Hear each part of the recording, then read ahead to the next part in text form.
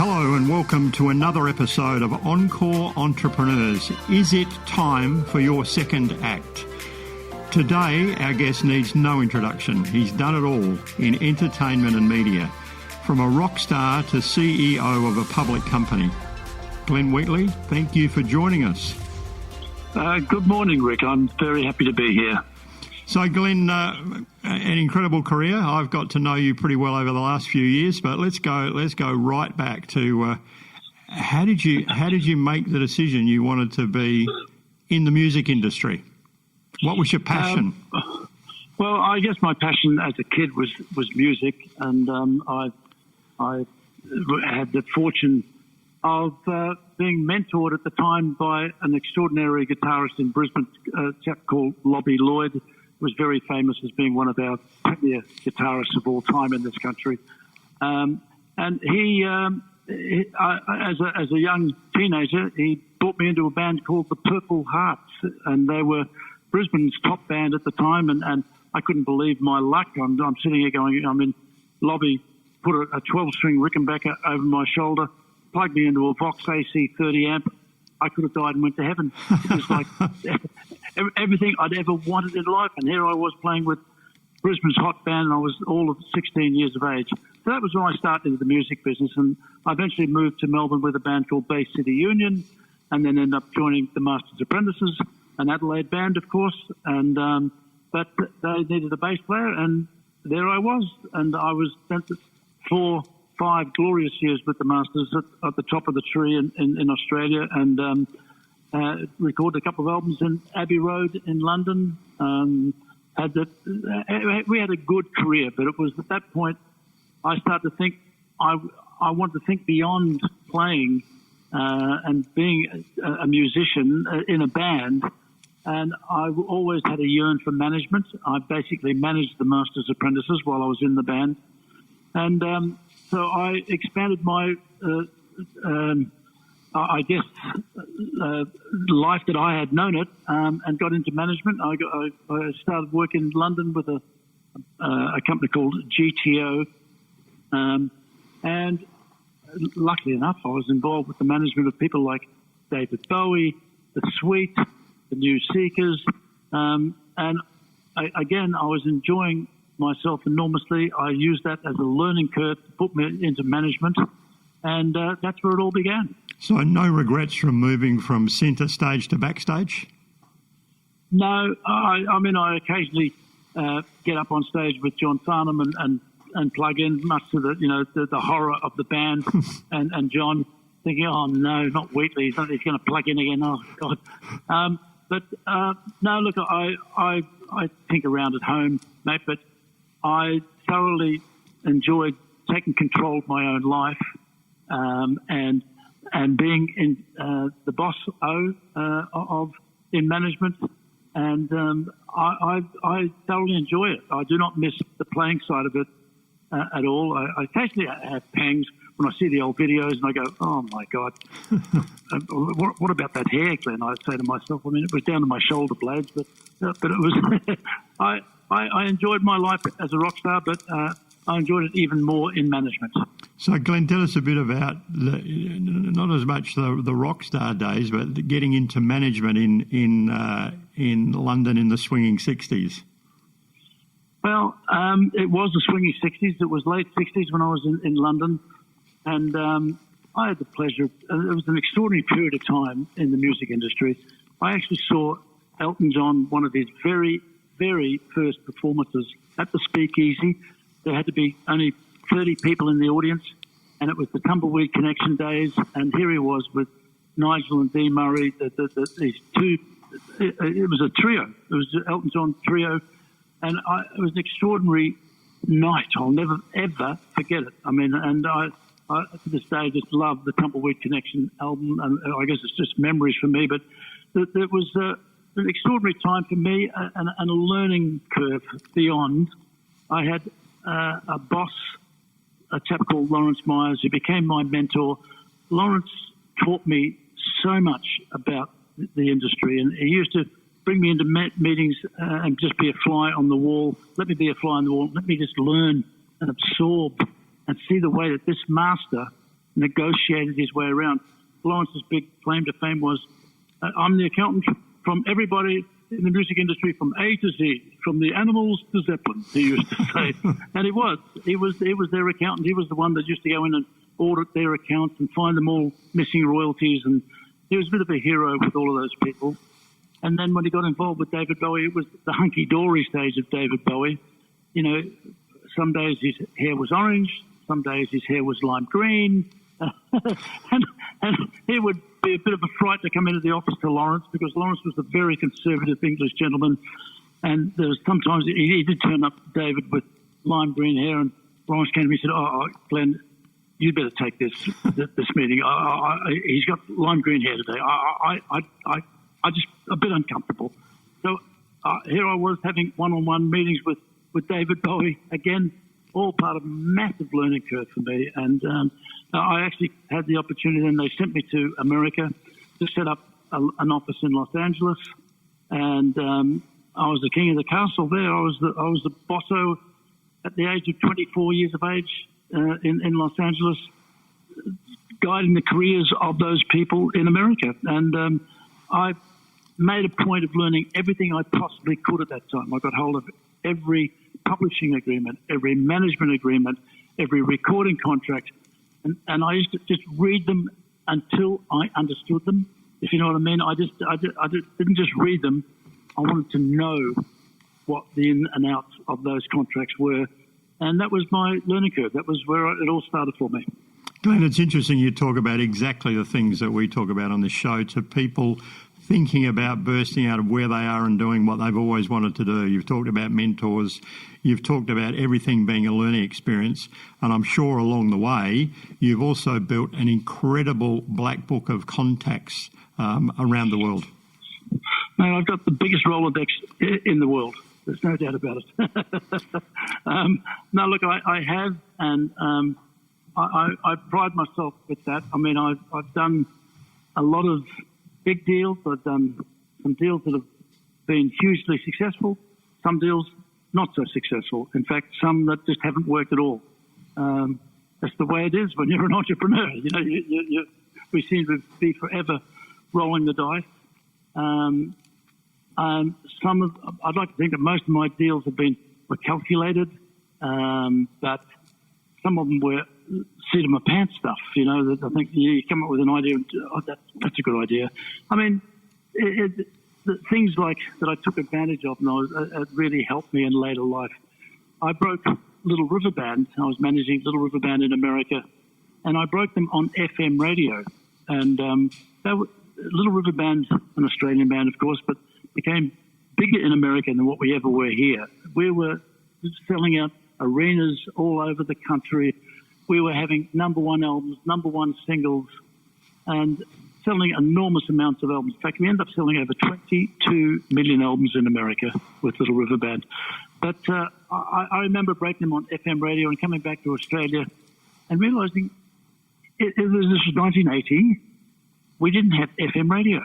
I'm still listening to AM radio in, lo-fi mono, when FM, as we know, is in hi-fi stereo. And I had to end up finding myself walking the Parliament House carpet threadbare, trying to find politicians to tell me and work with me to help me bring in FM radio into Australia. The problem was that in 50 years ago, the then government gave away the FM band to essential services, that is fire, police and ambulance.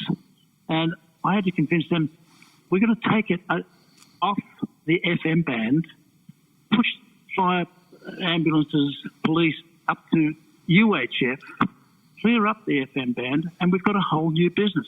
It took me 2 years, and I finally got them to agree, and then the tenders came out for people to be awarded FM licenses in all the cap cities. I put together a consortium in Melbourne, we called the Showbiz Consortium, because it consisted of people like Paul Dainty, Barry Humphries, the Little River Band, all were shareholders in the original license. And lo and behold, I won the Melbourne license.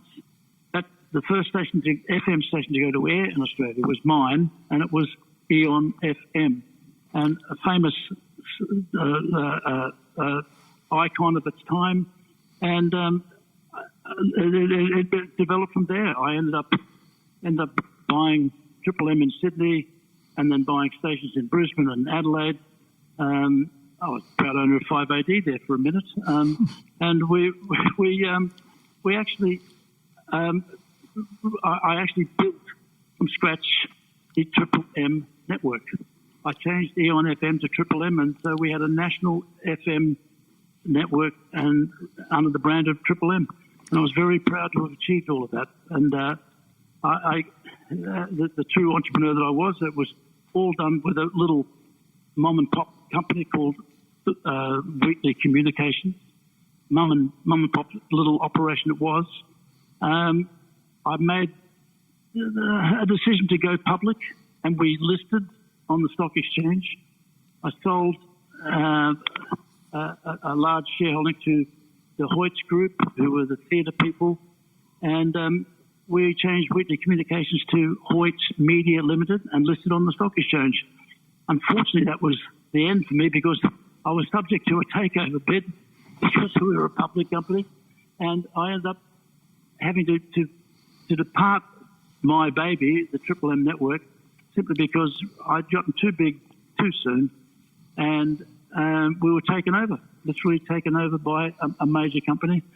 The company was called Austereo, and they're still in business to this day as Southern Cross Austereo, and they still own what was my original Triple M network. So you win some, you lose some when you're an entrepreneur, mate. That's the way it goes. Well, Glenn, I think you've highlighted one thing we talk about a lot, and you're just about to move into another one, and that's persistence. You just kept going to get what you believed could be done. But let's wind back to what originally took you back from LA to Australia. I mean, you're there, you're running a business in LA, you're living the dream, and you decide to come back to Australia. Look, I had a green card in America. I could have stayed there forever. The green card was the result of President Nixon, believe it or not, giving me the green card because I was involved in his inauguration ceremony. I had to bring in all the talent into Washington for his inauguration ceremony, and I put on a couple of spectacular shows, I have to say. He was so thrilled. At the end, he came up and said, I understand you're looking for a green card and want to become a resident. I said, well, yes, sir, I do. 2 weeks later, my green card turned up in the mail. So I thank you, Tricky Dicky. I took it with gratitude. But no, look, I could have stayed in America, but it was a personal thing. I loved LA. I lived there for 8 years during the Little River Band saga. I had a lovely apartment down at the Marina del Rey on the beach, and so it was a good lifestyle, but I just was homesick, and I actually the real reason is I'd only just met my darling wife Gaynor Martin, the former soapy star, and I just couldn't imagine living in LA and pushing kids in a pram around the block in LA, if you know what I mean. It was just a different lifestyle, and I just yearned to come home to Australia, and so I did. And I came back to Melbourne and put together the Little River Band from scratch, and ended up back in LA for 6 months of the year for the next 8 years of my life anyway. So Glenn, tell us how you came to, I mean, you make it sound really simple. I put the Little River Band together. What drove that process of putting the Little River Band in place? Well, I guess the overlining thing in my life was when I was a rock star, all you ever wanted to do was think about becoming a worldwide star, shall I say. We only knew how to get to London. We used to get on the old boats, the old Sitmail line, and play our way over to London, take 6 weeks to get there, and then throw ourselves into the deep end in London. But we never knew how to attack America, and America was always the big one. And I guess when I got back to Australia, and having spent a couple of years in America looking after the likes of the David Bowies in the US, I wanted to put together a band that we could attack and have a shot at America.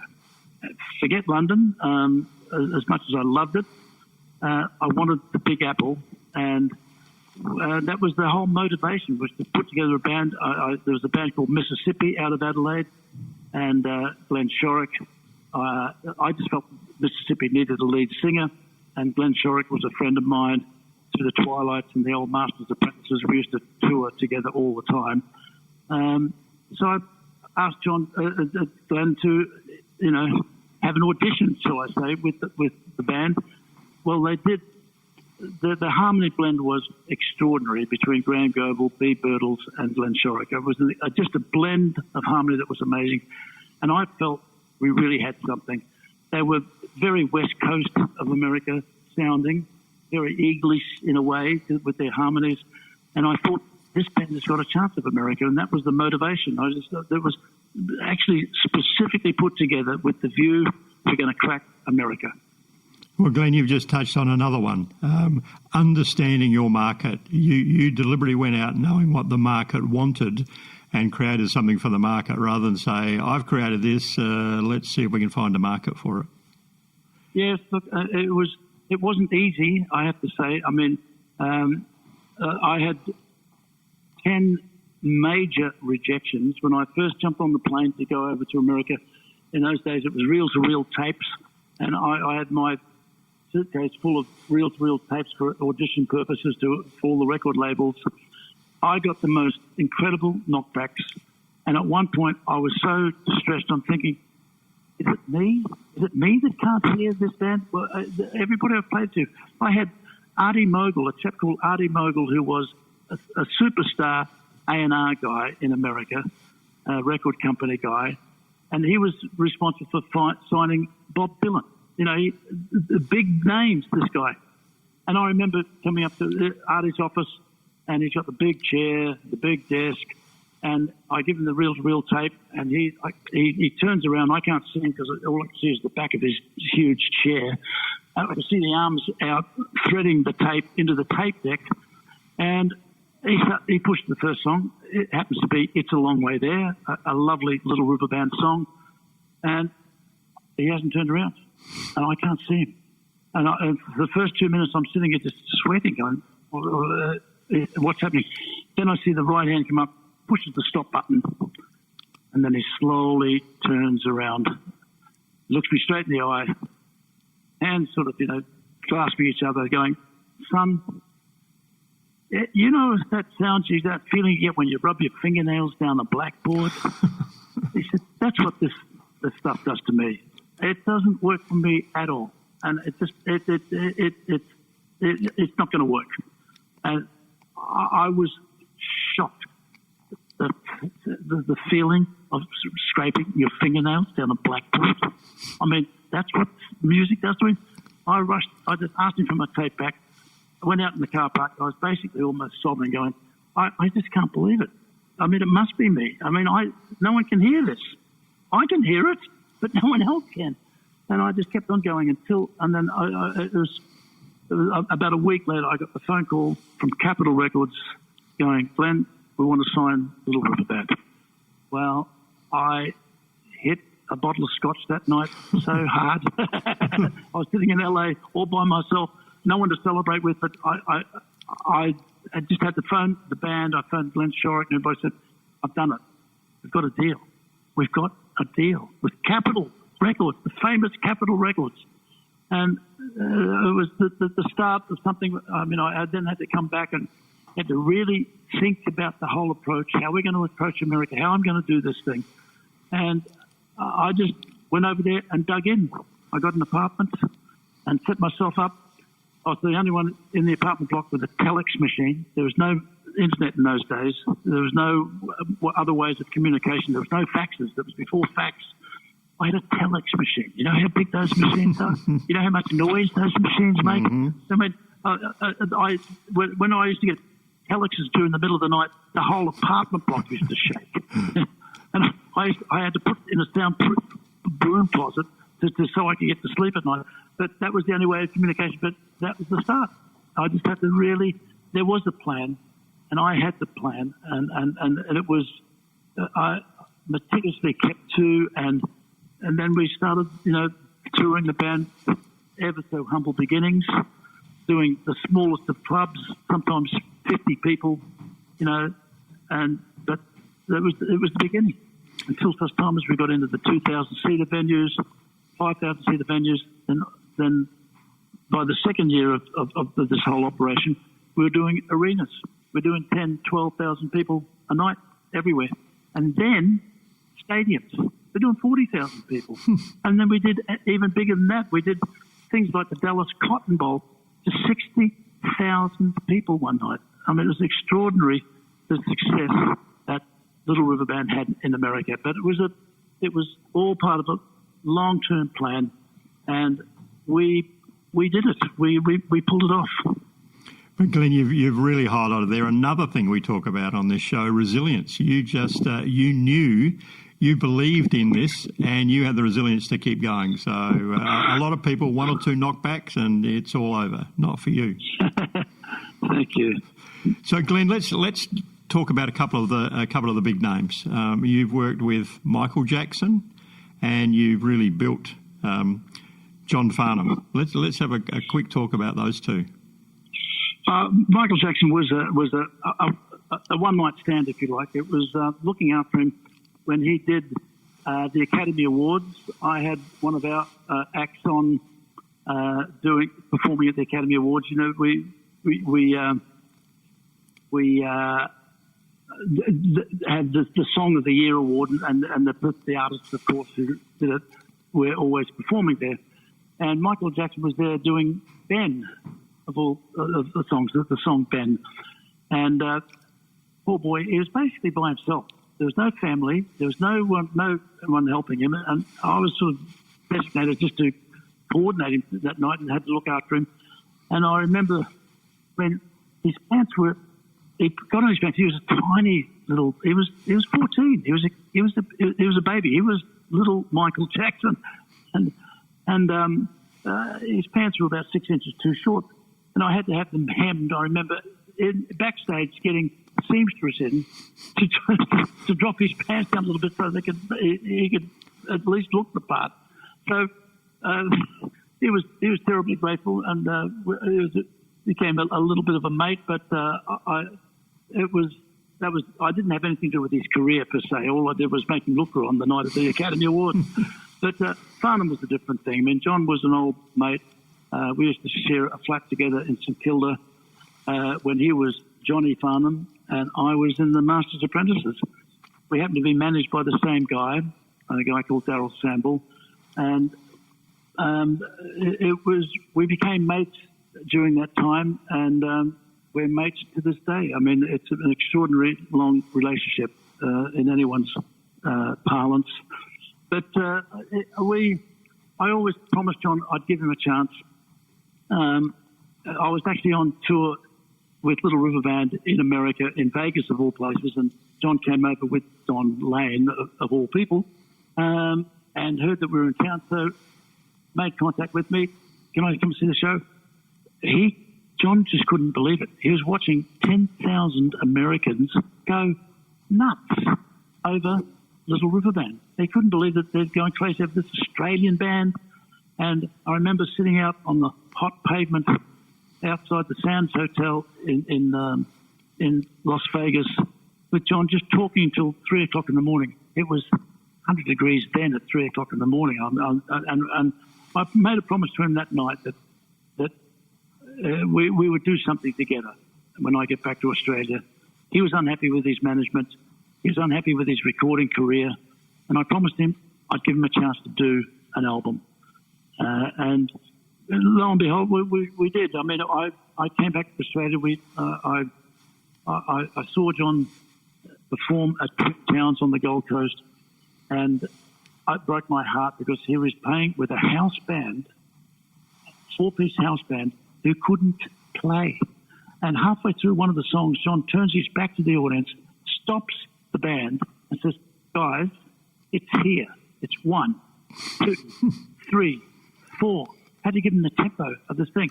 And I'm sitting going, I'm watching the best singer in Australia die with this band that he should not be even with. And here he is in a tuxedo in a Twin Towns RSL. What is this all about? So I went backstage with him, got his black tie suit, threw it straight into the slop bin where they threw all the food and everything. I said, mate, we're going to rub you out and start all over again. And we did. I put together a band at that time with him. And we had the best people in the country. We had Tommy Emmanuel on guitar. Goodness, I mean, it was a hot band. And we started to play him in the venues that he should be playing. Not the Tweedheads RSL, with a house band doing Raindrops and Sadie. Bad. The best thing in the country, doing the worst possible presentation. So we rubbed him out and started again. Your name's John, no longer Johnny. This is what we're going to do. And we said I put him into Little River Band there for a little bit. He was in the band for 18 months, 2 years, and that cut his teeth a little bit more because he was touring America to big audiences again. And that was the next step. I have to say it was not a pleasant experience for him being in LRB. They were a difficult band to manage. There was just too many personalities, too much conflicts, and John was decidedly unhappy. He was a part of a 6-piece band. It wasn't just John anymore, and he left. And that was when I promised him we're going to do an album. Well, we then locked him away for 18 months while we looked the world to find the best possible songs. I was going to make sure this album was going to be done properly. I couldn't get him a record deal. No one would give me a record deal. Everyone passed. So what did I have to do? I had to mortgage my home, pay for this recording for John Farnham.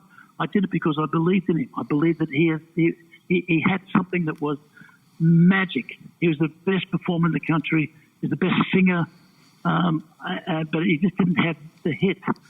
Well, we kept on looking. The last song that came in for that album happened to be You're the Voice. And that changed my life. It changed John's life. It changed the life of a lot of people.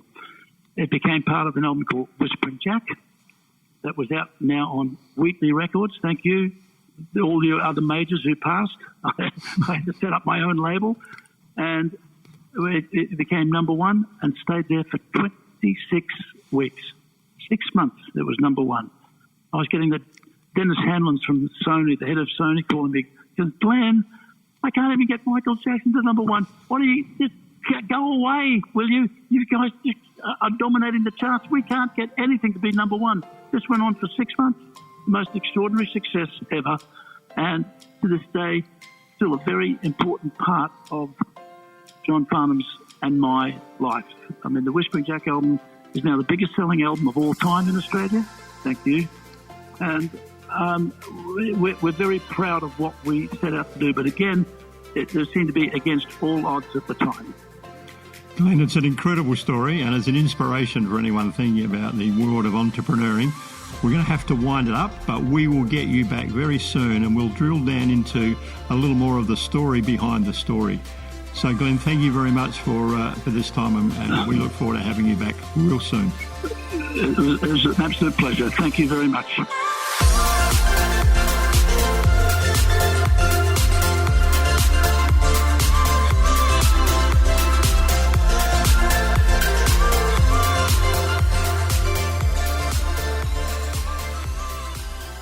Oscar.